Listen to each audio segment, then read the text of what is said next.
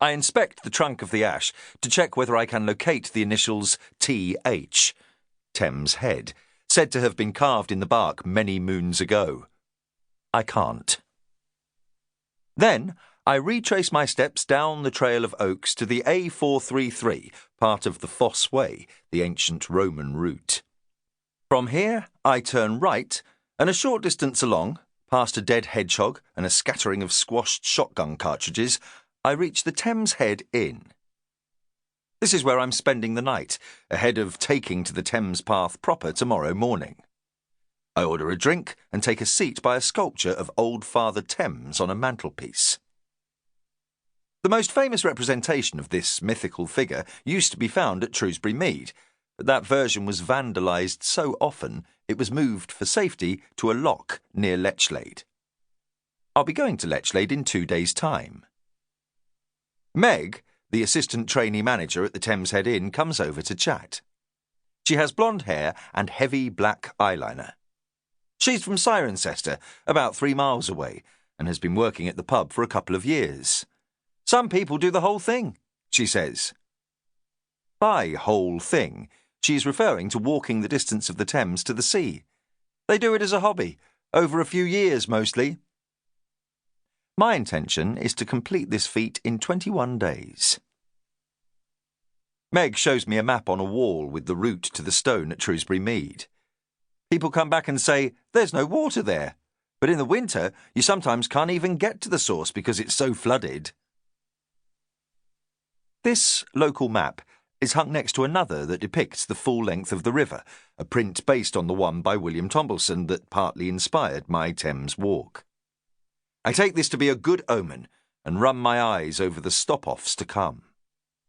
Cricklade, Lechlade, Oxford, Abingdon, Wallingford, Reading, Henley, Marlow, Maidenhead, Windsor, Runnymede, Staines, Teddington, where the river turns tidal, Twickenham, Richmond, Kew, Mortlake, my home, Chelsea, Westminster, Southwark, Rotherhithe, Greenwich, Woolwich, Gravesend, Cliff, Hoo, the Isle of Grain, and then, at last, the sea.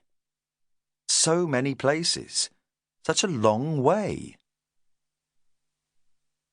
I am aware, of course, that I am not exactly the first to follow this route. It is possible to fill shelves with illuminating and learned books about the river. On top of all the guides and histories are countless novels and poems, as well as famous utterances. The Thames seems to encourage a flow of words, with so many luminaries having mused on what the river means to the land through which it winds. Winston Churchill once said the Thames offers a golden thread of our nation's history, while the early 20th century politician John Burns commented especially memorably that the river represents liquid history.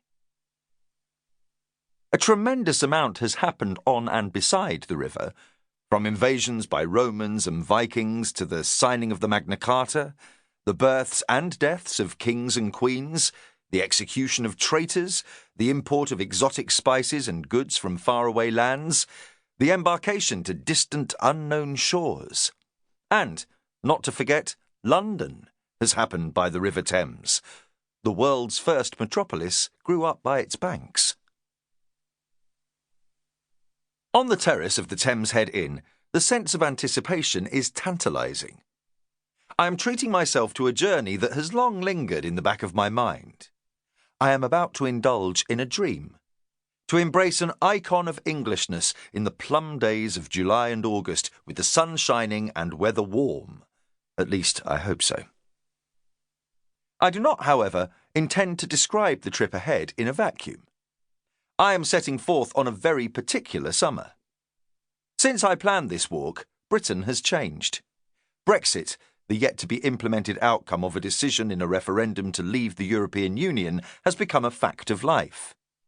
There are to be many spin-off consequences, and the result of the referendum, 1 month old, hangs in the air. The country has altered. Fears about waves of immigrants, unhappiness with Brussels bureaucrats and a metropolitan elite perceived to be in charge at Westminster, plus a much-repeated desire for the people to